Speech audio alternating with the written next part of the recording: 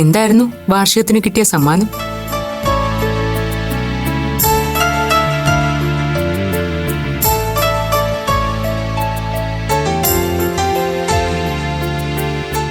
അമ്മ, ഞാനൊരു സംശയം ചോദിക്കട്ടെ?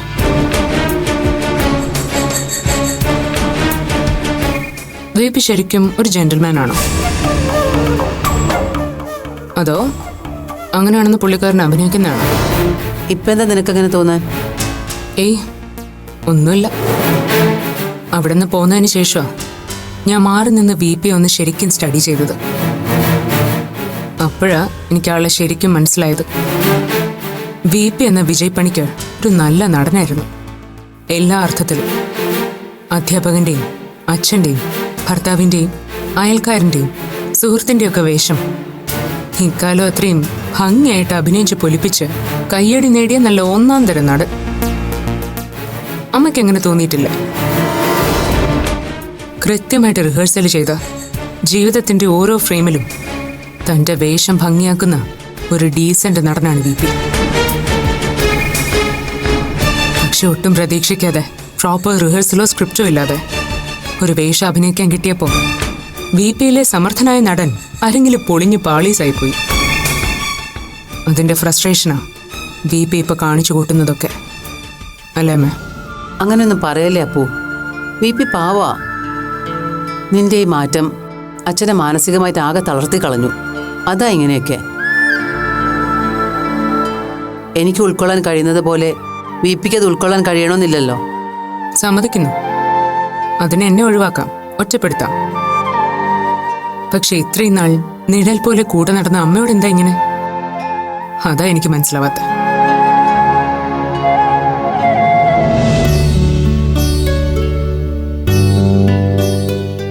ആഹാ, അമ്മയെ കണ്ടപ്പോ ഇവിടെ ഒരാളുടെ പനിയൊക്കെ മാറി നല്ല ഉഷാറായല്ലോ.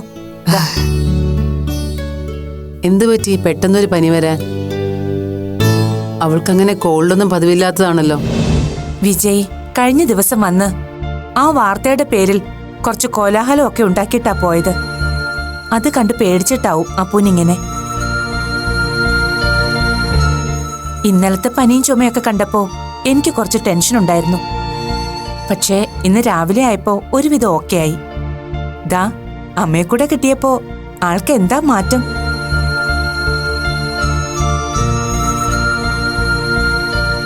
വിജയ് പിന്നെ അവിടെ വന്ന് പ്രശ്നങ്ങളൊന്നും ഉണ്ടാക്കിയില്ലല്ലോ.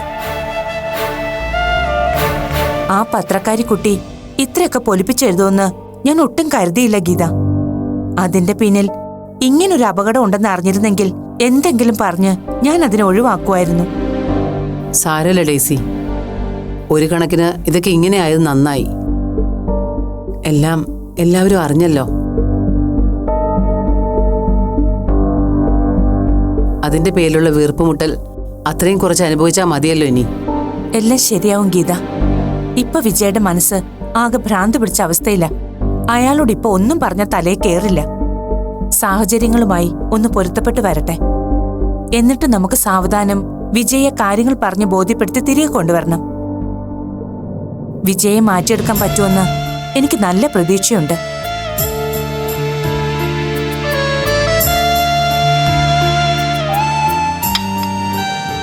എന്നാ ഞാൻ ഇനി ഇറങ്ങട്ടെ അപ്പു? ഡേസി ഇറങ്ങട്ടെ? ഇപ്പോഴേ പോണോ? ലഞ്ച് കഴിഞ്ഞിട്ട് പോകാൻ ഗീത. അയ്യോ വേണ്ട, പോയിട്ട് വേണം എനിക്ക് കറികളൊക്കെ ഉണ്ടാക്കാൻ. ഇറങ്ങട്ടെ? അപ്പു നീ റെസ്റ്റ് ചെയ്യട്ടോ.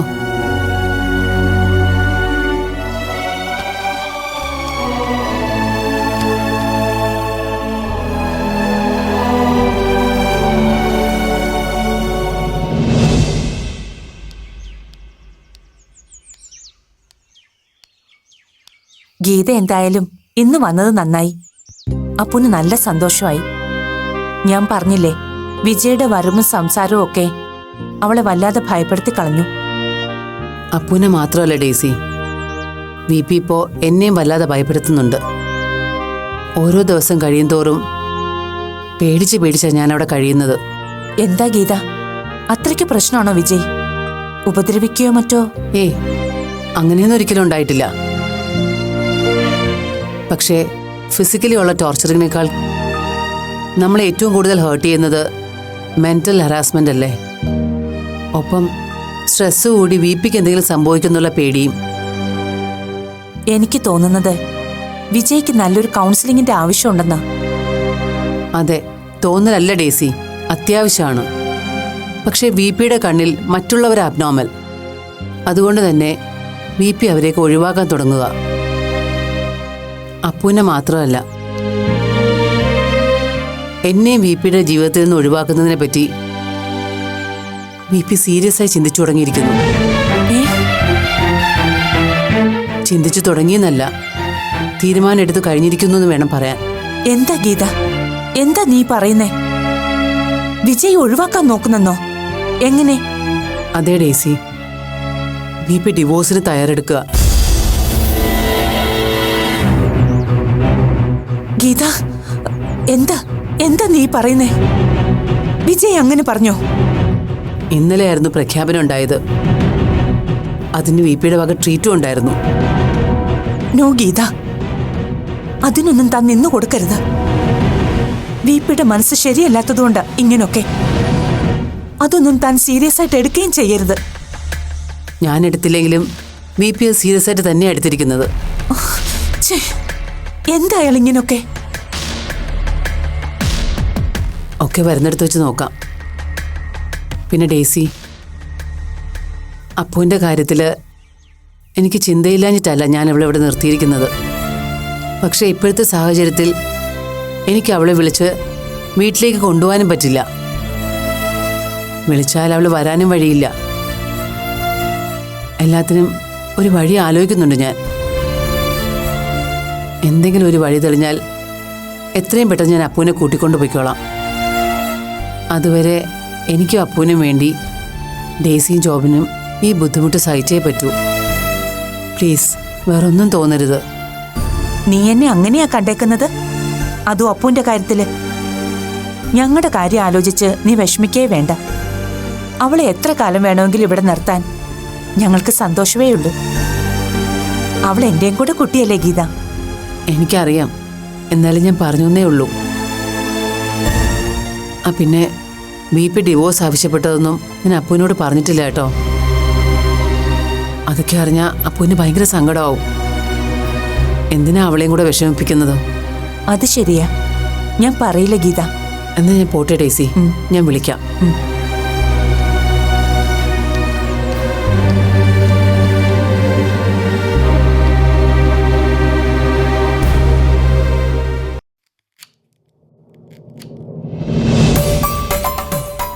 ഇതിപ്പോ വെളുക്കാൻ തേച്ചത് പാണ്ടായെന്ന് പറഞ്ഞതുപോലെ ആയല്ലോ അശ്വതി.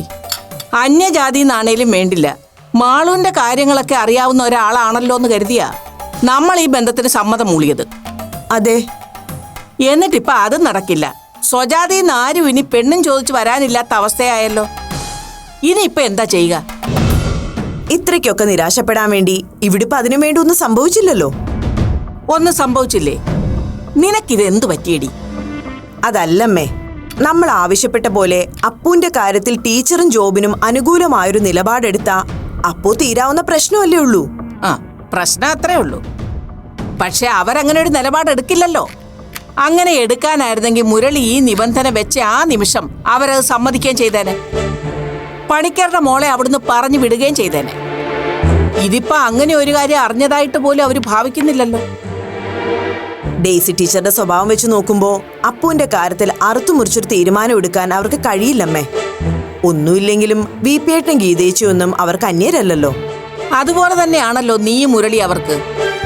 പോരാത്തതിന് അവരായിട്ട് മുൻകൈ എടുത്തു വന്ന ആലോചനയും. എന്നിട്ടും അവർക്ക് വിപിയുടെ മോളോടാണ് പരിഗണനയെങ്കിൽ അതിലെന്തോ അപാകത ഉണ്ടെന്ന് തന്നെയാണ് എന്റെ സംശയം. 1-2 ദിവസത്തിനുള്ളിൽ അവരുടെ ഭാഗത്തുനിന്ന് എന്തെങ്കിലും റെസ്പോൺസ് കിട്ടും എന്നുള്ള പ്രതീക്ഷയിലാണ് മുരളിയേട്ടൻ. ബാക്കി കാര്യങ്ങൾ അത് കഴിഞ്ഞ് തീരുമാനിക്കാന്നാ മുരളിയേട്ടൻ പറയുന്നത്. തീരുമാനം എന്തായാലും ഒരു കാര്യത്തിലും ഒരു വിട്ടുവീഴ്ചയ്ക്കും തയ്യാറാകരുതെന്ന് നീ മുരളിയോട് പ്രത്യേകം പറയണം. പണിക്കരുടെ മോളെ ആ വീട്ടിൽ താമസിപ്പിച്ചുകൊണ്ടുള്ള ഒരു ബന്ധത്തിനും നമ്മൾ തയ്യാറല്ലെന്ന് തുടക്കത്തിലേ അങ്ങ് പറഞ്ഞേക്കണം. അമ്മയൊന്ന് സമാധാനപ്പെട്. മാളുവും ജോബിനുമായി സംസാരിച്ച് ഇതിനൊരു ഒത്തുതീർപ്പുണ്ടാക്കുമെന്നാ എന്റെ വിശ്വാസം. അത് കൊച്ചുങ്ങളായിട്ട് മാത്രം തീരുമാനിക്കുന്ന ഒരു ഒത്തുതീർപ്പാകരുത്.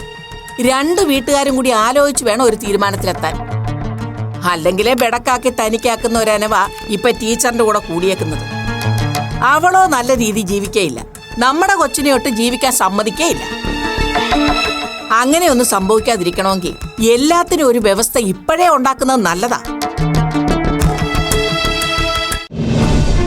ഗീത ആന്റി ഡിവോഴ്സ് ചെയ്യാൻ പോകുന്നോ? ഇതൊക്കെ ഗീത ആന്റി സീരിയസ് ആയിട്ട് തന്നെയാണ് പറഞ്ഞതെന്ന് എനിക്ക് തോന്നുന്നില്ല മമ്മി. ചിലപ്പോ ആന്റിയുടെ പേടി കൊണ്ട് തോന്നുന്നതാവും. ഒന്നുമല്ല ജോ, ഇത് ഗീത സീരിയസ് ആയിട്ട് തന്നെയാ എന്നോട് ഷെയർ ചെയ്തത്. വിജയ് ഡിവോഴ്സിനെ പറ്റി ഓൾറെഡി ഗീതയോട് സൂചിപ്പിച്ചു കഴിഞ്ഞു എന്ന്. ഇവർക്കൊക്കെ എങ്ങനെ ഇങ്ങനെയൊക്കെ ചിന്തിക്കാൻ കഴിയുന്നു? എനിക്ക് ശരിക്കും അത്ഭുതം തോന്നുന്നുണ്ട് മമ്മി. ഇവരെയൊക്കെ കുറിച്ചാണോ മമ്മി എന്നോട് ഇത്രയും നാളും വാദോരാതെ സംസാരിച്ചിട്ടുള്ളത്? എല്ലാരും ഒന്നിനൊന്നും മെച്ചോ. കഷ്ടം. ഞാൻ അപ്പുവിന്റെ ഭാഗത്തു നിന്നാ ജോ ഇപ്പോഴും ചിന്തിക്കുന്നത്. എല്ലാവരുടെയും സ്നേഹബന്ധവും അടുപ്പവും ഒക്കെ നഷ്ടപ്പെട്ടത് താൻ കാരണമാണല്ലോ എന്ന് അപ്പു ചിന്തിക്കാതിരിക്കില്ലല്ലോ. അത് ആ കുട്ടിക്ക് എത്രമാത്രം വേദനയുണ്ടാക്കും. പറഞ്ഞാ മനസ്സിലാവാത്തവരോട് ഇതൊക്കെ പറഞ്ഞിട്ട് എന്ത് പ്രയോജനം മമ്മി? എല്ലാവർക്കും സ്വന്തം കാര്യം, അതിന് വിലങ്ങുതടിയാവുന്നതെല്ലാം അവർ ഒഴിവാക്കും. അതിനിടയിൽ നമ്മളെപ്പോലെ അല്പം മനുഷ്യത്വത്തോടെ ചിന്തിക്കുന്നവരാ മണ്ടന്മാരാവുന്നത്. മറ്റുള്ളവരുടെ കണ്ണിൽ നമ്മൾ മണ്ടന്മാരായിക്കോട്ടെ ജോ, പക്ഷെ ദൈവത്തിന്റെ മുന്നിൽ നമ്മൾ ചെയ്യുന്നതാ ശരി. നീ പറഞ്ഞതുപോലെ അതിന്റെ നന്മ ആരും മനസ്സിലാക്കുന്നില്ലെന്ന് മാത്രം.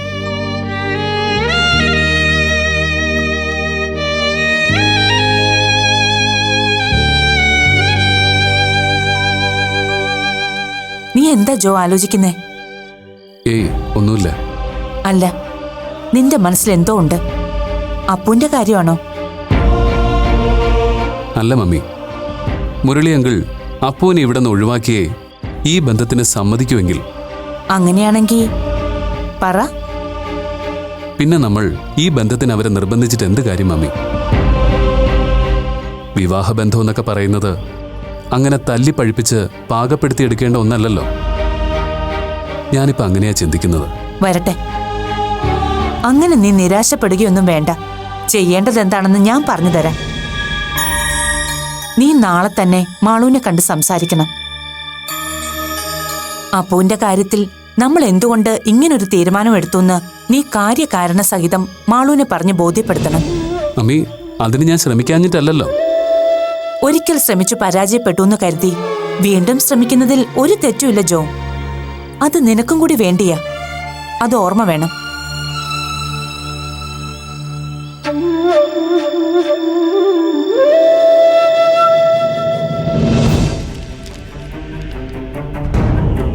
എന്താ സാർ, കൂടുതൽ എന്തെങ്കിലും ആഡ് ഓൺ ചെയ്യേണ്ടതുണ്ടോ?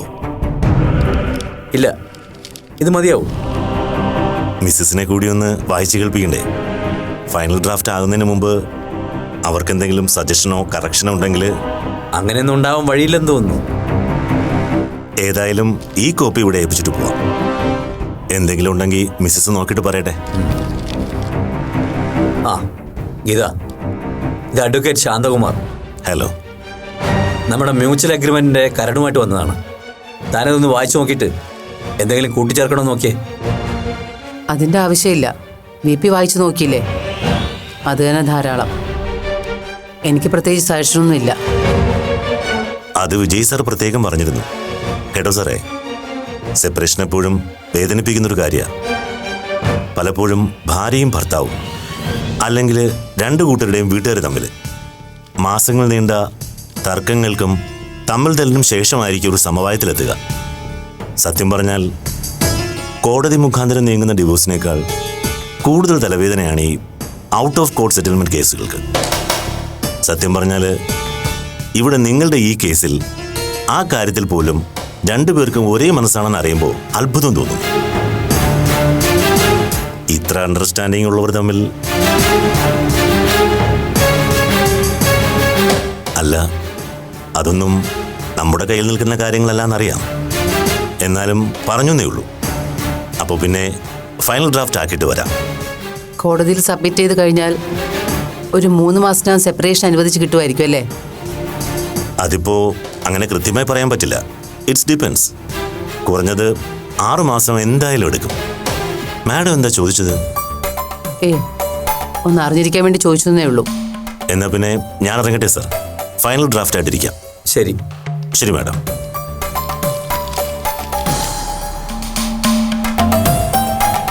ഗീത, ഫൈനൽ ഡ്രാഫ്റ്റ് ആവുന്നതിന് മുമ്പ് കൂടുതൽ എന്തെങ്കിലും കൂട്ടിച്ചേർക്കണമെന്ന് തനിക്ക് തോന്നുന്നുണ്ടെങ്കിൽ പറയണം. വൈകിക്കണ്ട.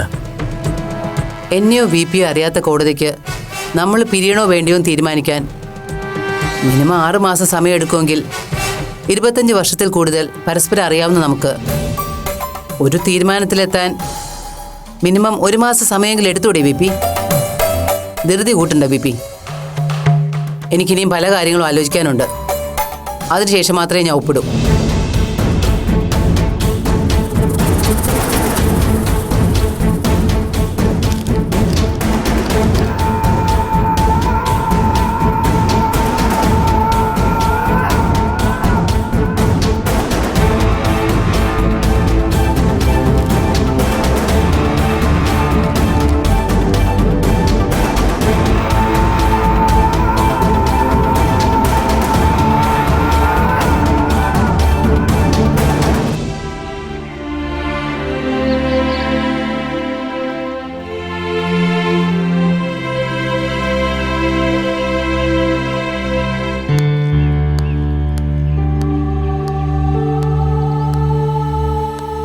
നോക്കുമാളൂ, തനിക്കെന്താ ഞാൻ ഇത്രയും വിശദമായിട്ട് സംസാരിച്ചിട്ടും കാര്യങ്ങളൊന്നും മനസ്സിലാവാത്തത്? അത് തന്നെയാ എനിക്കും ഡോക്ടറോട് ചോദിക്കാനുള്ളത്. എന്തുകൊണ്ട് ഞാൻ പറയുന്നത് ഡോക്ടർ മനസ്സിലാക്കുന്നില്ല? ഒരു റിലേഷനിൽ പരസ്പരമുള്ള മനസ്സിലാക്കൽ 2 ഭാഗത്തുനിന്നും ഉണ്ടാവണം. അല്ലാതെ ഒരാളുടെ ഡിമാൻഡ് മറ്റൊരാൾ എപ്പോഴും അനുസരിക്കുന്നു. അതൊരു നല്ല റിലേഷന്റെ രീതിയേ അല്ല. ഇവിടെ ഡിമാൻഡ് ചെയ്യുന്നതും അതനുസരിക്കാൻ വാശി പിടിക്കുന്നത് ഞാനാണോ? താനും തന്റെ വീട്ടുകാരുമല്ലേ? അപ്പൊ ഞാനും എന്റെ വീട്ടുകാരാണ് കുറ്റക്കാരൻ അല്ലേ? എടോ, ഞാൻ പറഞ്ഞത് അങ്ങനെ ഒരു അർത്ഥത്തിലല്ല.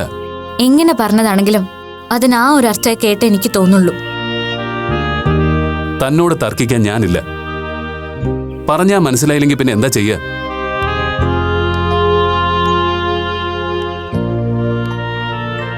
ഡോക്ടറുടെ കണ്ണിൽ എനിക്കിപ്പോ കുറവുകളേ ഉള്ളല്ലേ? ഇപ്പൊ ഞാൻ എന്താ വേണ്ടത്? താൻ തന്നെ പറ. വേണ്ടത് എന്താണെന്ന് ഞാൻ പറഞ്ഞു കഴിഞ്ഞു. ഇനി വീണ്ടും വീണ്ടും അത് റിപ്പീറ്റ് ചെയ്യുന്നത് എന്തിനാ? എനിക്ക് അത്ഭുതം തോന്നുന്നു മാളു. അപ്പുവിന് വേണ്ടി വാശി പിടിക്കുകയും വാദിക്കുകയും ചെയ്യുന്ന ഒരു മാളുവിനെയായിരുന്നു ഞാൻ പരിചയപ്പെട്ടത്. എല്ലാരും ആ പാവത്തിനെ ഒറ്റപ്പെടുത്തിയപ്പോഴും വെറുത്തപ്പോഴും സ്വന്തം നിഴൽ പോലെ കൂടെ നിന്ന ഒരാളാണോ ഇപ്പൊ അപ്പുവിനെ ഒഴിവാക്കാൻ ആവശ്യപ്പെടുന്നത്? എനിക്കറിയാം ഇത് താൻ തനിക്ക് വേണ്ടി പറയുന്നതല്ലെന്ന്. തന്റെ വീട്ടുകാരെ തൃപ്തിപ്പെടുത്താൻ മാത്രമാ മാളു ഇപ്പൊ അപ്പുവിനെ തള്ളി പറയുന്നത്. ശരിയല്ലേ? ഡോക്ടർ അപ്പോ അതിനെ അങ്ങനെയാ കണ്ടിരിക്കുന്നത്. ഞാൻ എന്റെ വീട്ടുകാരെ തൃപ്തിപ്പെടുത്താൻ ശ്രമിക്കുന്നത് എന്തിനു വേണ്ടിയാണെന്ന് ഡോക്ടർക്ക് അറിയോ?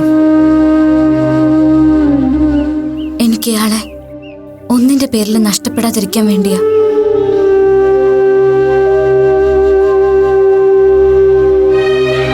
അതെന്താ മനസ്സിലാവാത്തത്? പിന്നെ അപ്പുന്റെ കാര്യം. ഇപ്പോഴും എനിക്കവളെ ജീവനാ. അവളുടെ നന്മ മാത്രമേ ഞാൻ ആഗ്രഹിക്കുന്നുള്ളൂ. എല്ലാരും ഉപേക്ഷിച്ചപ്പോഴും ഡെയ്സി ആന്റിയും മോനും അവൾക്കൊരു അഭയം കൊടുത്തതിൽ ഏറ്റവും കൂടുതൽ സന്തോഷിച്ചത് സമാധാനിച്ചതൊക്കെ ഞാൻ തന്നെയാ. എന്നിട്ട് അതേ ആള് തന്നെയാണല്ലോ അപ്പുവിനെ അവിടെ നിന്ന് ഒഴിവാക്കാൻ ഏറ്റവും കൂടുതൽ വാശി പിടിക്കുന്നത്. അത് എന്ത് യുക്തിയുടെ പേരിലാണെന്ന് എനിക്ക് മനസ്സിലാവുന്നില്ല. എനിക്ക് ബോധിപ്പിക്കാനുള്ള യുക്തി ഞാൻ പറഞ്ഞു കഴിഞ്ഞു. ഡോക്ടർക്ക് അത് മനസ്സിലാവാഞ്ഞിട്ടാണോ അത് മനഃപൂർവ്വം അങ്ങനെ നടിക്കുന്നതാണോ? ഇനി എന്റെ വീട്ടുകാർക്ക് വേണ്ടിയാണ് ഞാൻ ഈ വാശി പിടിക്കുന്നെന്ന് കൂട്ടിക്കോളൂ.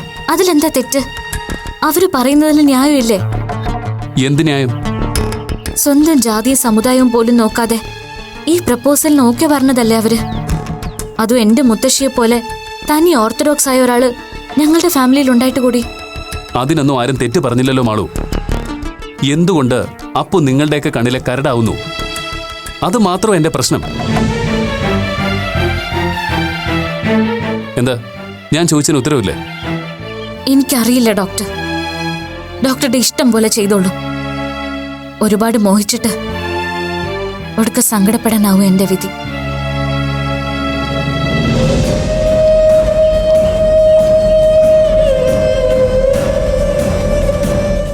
മാളു, താൻ ഇനി ഒരു തീരുമാനം പറഞ്ഞില്ല. എനിക്ക് പറയാനുള്ളതൊക്കെ ഞാൻ പറഞ്ഞു കഴിഞ്ഞു. അതിലെല്ലാം ഉണ്ട്.